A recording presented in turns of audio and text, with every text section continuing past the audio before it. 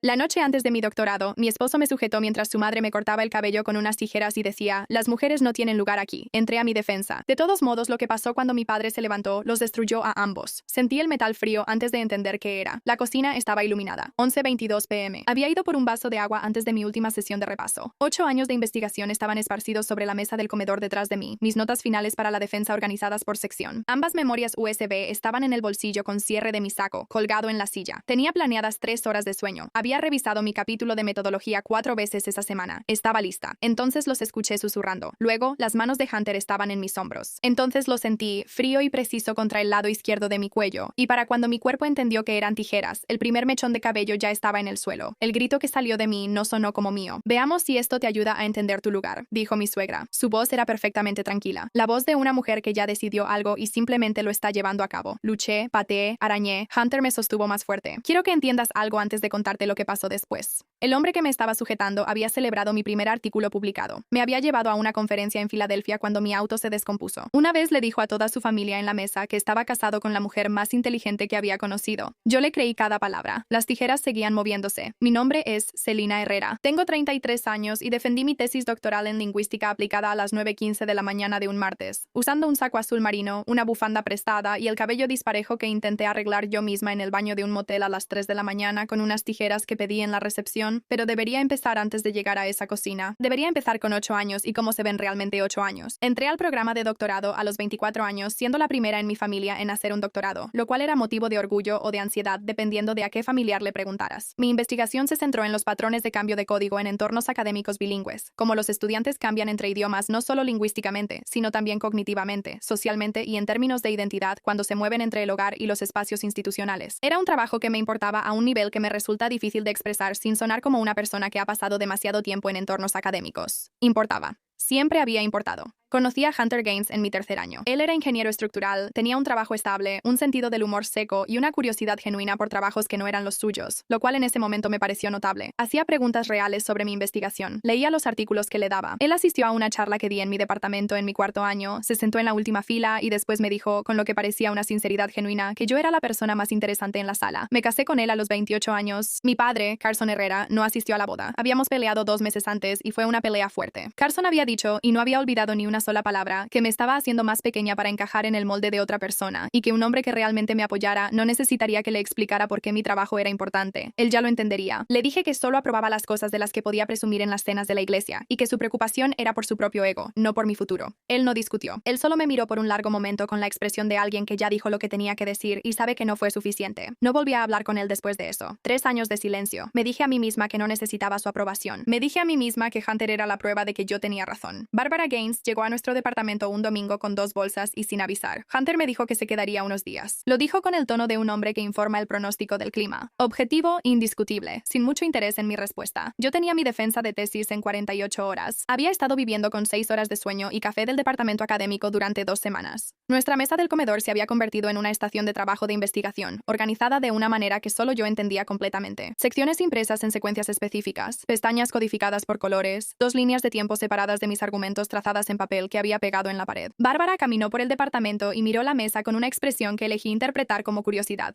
No debía haberlo interpretado como curiosidad. El primer día, ella cocinó. Esta parte estuvo bien. Lo que vino con la cocina no estuvo bien. Ella hablaba mientras trabajaba, de manera constante y agradable, con el tono de alguien que comparte perspectivas razonables, sobre lo que las universidades les hacían a las mujeres que pasaban demasiado tiempo en ellas, sobre el orgullo, sobre la diferencia entre lo que una mujer podía lograr y lo que una mujer debía perseguir, sobre esposas que ella había conocido personalmente, cuyos matrimonios habían sufrido porque creían que su trabajo era más importante que su hogar. Hunter no dijo nada. Me dije a mí misma que estaba cansado. Él evitaba los conflictos. Esto no era información nueva sobre él, y yo ya había hecho las paces con eso hace años. Me puse los audífonos y volví a mis notas. El segundo día, ella reorganizó mi cocina. Salí del estudio al mediodía para preparar el almuerzo y descubrí que los artículos que necesitaba habían sido movidos sistemáticamente a estantes a los que no podía alcanzar sin una silla. Estoy segura de que se hizo sin una malicia demostrable. Cuando lo mencioné, ella dijo que solo intentaba ayudar y que no entendía por qué yo estaba tan sensible bajo tanto estrés. Tal vez eso era lo que las universidades le hacían al temperamento de una mujer. Volví a poner todo en su lugar. Me fui a la cama a medianoche. Hunter se fue a la cama a la 1:15. Olía a cigarrillos, aunque supuestamente los había dejado hace 2 años. Lo noté sin decir nada. Me acosté en la oscuridad junto a mi esposo y pensé en mi defensa dentro de 33 horas, repasando mi exposición inicial en mi mente hasta que me sentí lo suficientemente tranquila para dormir. Esa fue la última noche que dormí en ese departamento. El día en sí, el día antes de mi defensa, lo pasé casi por completo en mi escritorio. A las 7 de la mañana revisé mi introducción. A las 9, mi marco teórico. A las 11, la metodología. A la 1, leí los comentarios previos del comité y me aseguré de que cada corrección estuviera incluida. A las 4, la doctora Rebecca Tran, mi asesora durante 6 de los 8 años de este programa, una mujer con 16 años en el departamento y la severidad maternal específica de alguien que se preocupa lo suficiente como para ser implacable con mi trabajo, me envió un mensaje. Te has preparado tan a fondo como cualquiera a quien haya supervisado. Confía en lo que sabes mañana. Nos vemos a las 9. Lo leí 3 veces. A las 7 de la noche, Bárbara preparó la cena y durante la comida habló de nada directamente y de todo indirectamente. Hunter estaba callado. Callado de una manera que ahora, al mirar atrás, entiendo que no era para evitar el conflicto, sino algo más deliberado. Él estaba esperando algo. Ese pensamiento me vino a la mente y lo aparté. A las 10 hice una revisión final de mi capítulo de conclusión. Estaba satisfecha. Organicé todo en la mesa en su secuencia final. Tesis, revistas académicas, memorias USB en el bolsillo del saco y fui a la cocina por un vaso de agua. 11:22 p.m. Susurros. Manos en mis hombros. Metal frío. El primer mechón cayó. No sé cuánto tiempo duró. El tiempo hace algo específico durante ciertas experiencias. Deja de ser lineal y se convierte en una secuencia de detalles sensoriales. Cada uno aislado y demasiado nítido. El sonido de las tijeras. El agarre de Hunter apretándose cuando pateé hacia atrás y le di en la espinilla. La voz de Bárbara seguía siendo esa calma impasible diciendo, quédate quieta, esto es por tu propio bien. El olor de mi propio champú cuando el cabello caía sobre el azulejo. Dejé de luchar en algún momento, no porque me rindiera. Quiero dejar eso absolutamente claro, sino porque mi cuerpo hizo un cálculo. No iban a detenerse, y mientras más luchaba, más tiempo continuaba. Así que me quedé quieta. Y me fui a algún lugar en mi mente que estaba separado de la cocina, separado de las tijeras, y me quedé ahí hasta que me soltaron. Me soltaron. Estaba de rodillas sobre el azulejo de la cocina. Me arrastré hasta el baño, cerré la puerta con llave, me senté en el borde de la tina. Por un momento, solo respiré. Luego me levanté y me miré en el espejo. Había zonas trasquiladas. Faltaban mechones de forma desigual, sin ningún patrón en particular. La sien izquierda casi rapada donde empezaron las tijeras. Tenía una línea roja delgada en el cuello por el primer contacto. No tenía la piel rota, pero casi.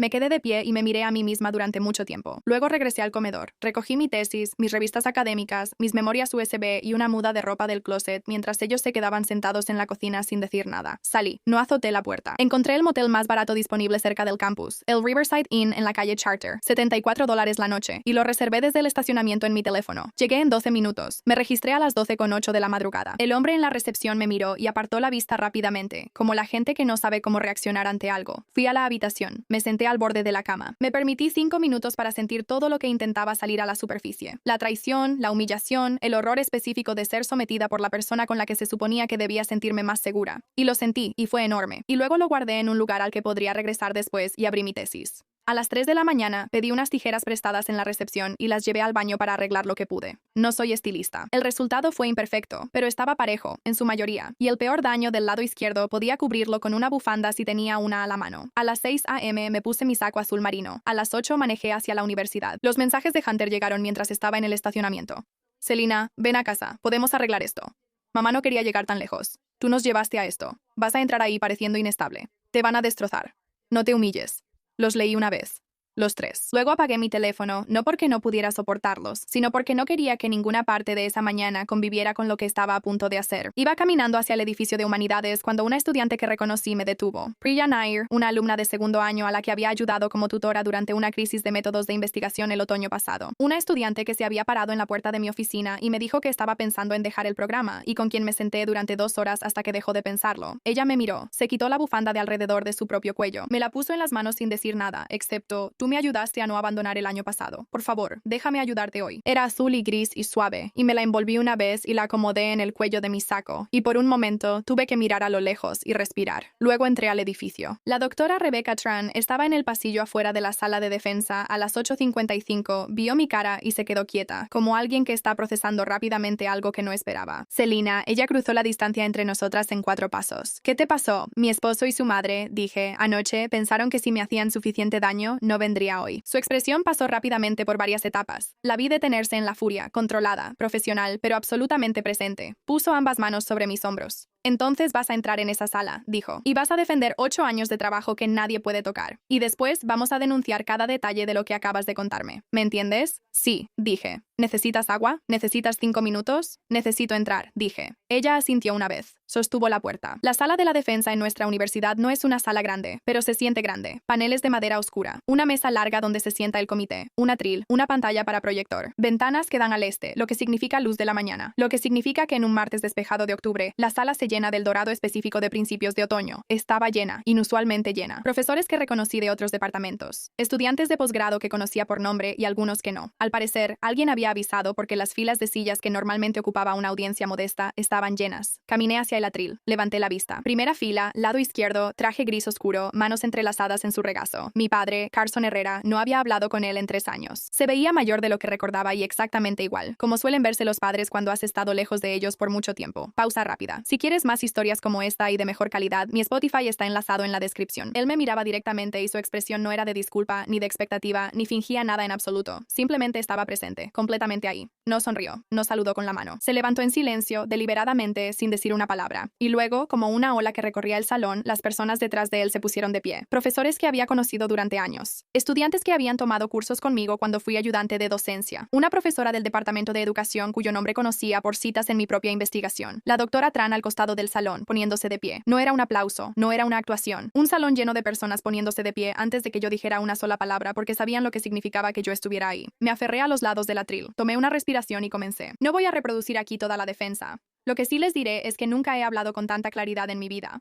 8 años de trabajo tienen una especie de densidad que se vuelve ingrávida cuando lo conoces por completo. Cuando has vivido dentro de eso, el tiempo suficiente como para que el lenguaje sea nativo en vez de aprendido. Hablé sobre el cambio de código no como un déficit o una deficiencia, sino como una forma de sofisticación intelectual, una flexibilidad cognitiva que los sistemas institucionales habían malinterpretado y patologizado sistemáticamente. Hablé sobre lo que los estudiantes bilingües llevaban entre sus lenguas del hogar y las académicas, y lo que eso les costaba y lo que les daba, algo que los marcos monolingües no podían medir. Hablé sobre las 47 familias cuyos hijos había seguido durante 4 años y lo que sus historias nos decían sobre lo que la educación realmente les estaba haciendo a las personas a las que decía servir. Respondí a cada pregunta que me hizo el comité. El doctor Marcus Dominic, quien tenía fama por el tipo de interrogatorio metodológico que había hecho llorar a varios candidatos a doctorado en el pasillo antes de sus defensas, me hizo 3 preguntas de seguimiento seguidas sobre mi marco de muestreo. Respondí las 3. Cuando hizo la cuarta pregunta, que en realidad era una afirmación, una prueba para ver si mantendría mi postura o cedería, mantuve mi posición y expliqué con calma exactamente por qué mi decisión de muestreo era correcta y qué se habría sacrificado con otros enfoques. Él escribió algo en sus notas. Yo seguí adelante. 2 horas y 14 minutos después de que empecé, el doctor Dominic dejó su pluma. Levantó la vista. La candidata Celina Herrera ha defendido con éxito una tesis doctoral sobresaliente, dijo. La recomendación del comité es aprobación unánime con mención honorífica y nominación inmediata para el Premio Anual de Excelencia en Investigación del departamento. La sala estalló. No de manera educada, sino genuinamente. El sonido me golpeó como algo físico. La gente decía, doctora, lo escuché primero de alguien a mi izquierda, luego otra vez detrás de mí y después desde la fila de profesores. Doctora Herrera, la palabra por la que había trabajado 8 años y que durante las últimas 10 horas creí que tal vez no alcanzaría. Me paré en el podio y dejé que me cayera el peso, y entonces lo vi. Hunter estaba en la entrada lateral. Él había entrado después de que la defensa comenzara. Tarde, o tal vez apenas acababa de llegar. No lo sabía y realmente no me importaba. Estaba pálido de una manera que no tenía nada que ver con la temperatura del salón. Se perdió a mi papá poniéndose de pie. Se perdió a toda la sala levantándose. Se perdió 2 horas de trabajo que demostraron, sin lugar a dudas, que la mujer a la que él había intentado humillar para que se quedara en casa era precisamente todo lo que su comité decía que era. Todo lo que vio fue una sala llena de personas brillantes llamando doctora a su esposa. Dio un paso hacia mí. Carson se movió primero. Mi padre tenía 58 años y poseía esa cualidad específica de quietud que tienen los hombres que ya han tomado una decisión y no necesitan anunciarla. Se interpuso entre Hunter y yo y lo hizo sin dramatismo, sin alzar la voz, sin nada más que la absoluta claridad de su cuerpo ocupando el espacio. Ni lo pienses, dijo, tranquilo, inamovible. Hunter se detuvo. Caminé hacia adelante hasta quedar justo frente a mi esposo. Quiero describir su rostro con precisión porque creo que es importante. No era el rostro de un hombre que no sintiera remordimiento. Era el rostro de un hombre que no había anticipado la forma específica que tomarían las consecuencias. Había calculado la noche anterior que yo no vendría. Él estaba seguro, y esa seguridad era tan completa que no había pensado en lo que pasaría si estaba equivocado. Celina, dijo, por favor, anoche fue. Mi mamá solo estaba. Tu madre me cortó el cabello, dije, y tú me sujetaste mientras ella lo hacía. Abrió la boca. No salió nada. La doctora Tran estaba a mi lado entonces. Puso una mano en mi brazo. Tenemos algunas llamadas que hacer, dijo. Lo que siguió está detallado en documentos que estoy dispuesta a describir con precisión, porque la precisión es lo que importa cuando hay tanto en juego. A las 12:30 p.m. La doctora Tran me acompañó a la oficina de Título 9 y Seguridad del campus de la universidad, donde di una declaración inicial al coordinador de seguridad del campus, una mujer llamada Denise Okafor, quien tenía 15 años de experiencia en defensa universitaria, y quien tomó 3 fotografías de mi cabello y la línea roja en mi cuello con una cámara de documentación. Antes, ella me hizo una sola pregunta sobre lo que había pasado. Me explicó claramente cuáles eran mis opciones. No me dijo qué hacer. Me mostró el camino y me dejó elegir. Yo elegí todo. A las 2:15 p.m. entré a la tercera comisaría en la calle Morrison y di una declaración a la detective Linda Reyes, con 11 años en la unidad de violencia doméstica de la policía, una mujer con la actitud particular de alguien que ha escuchado todas las versiones de esta historia y no se ha vuelto indiferente a ninguna de ellas. Ella fotografió la documentación que Denise Okafor había tomado, agregó la suya propia y me dijo que lo que yo estaba describiendo constituía una agresión según la ley estatal, y que la participación de una segunda persona, Barbara Gaines, generaba un cargo adicional. Me preguntó si necesitaba algo antes de continuar. Le pedí agua. Ella me trajo agua. A las 4:45 p.m. llamé a mi papá. Esta conversación fue lo más difícil que hice ese día, lo cual ya es mucho decir. Carson contestó en el segundo timbrazo, y le dije lo que había estado pensando durante 3 años, que él tenía razón y que lo sentía, y que había visto lo que necesitaba ver demasiado tarde. Él guardó silencio por un largo momento. Luego dijo: "No vine hoy porque yo tenía razón. Vine porque tú la tenías". Una pausa. ¿Tienes un abogado?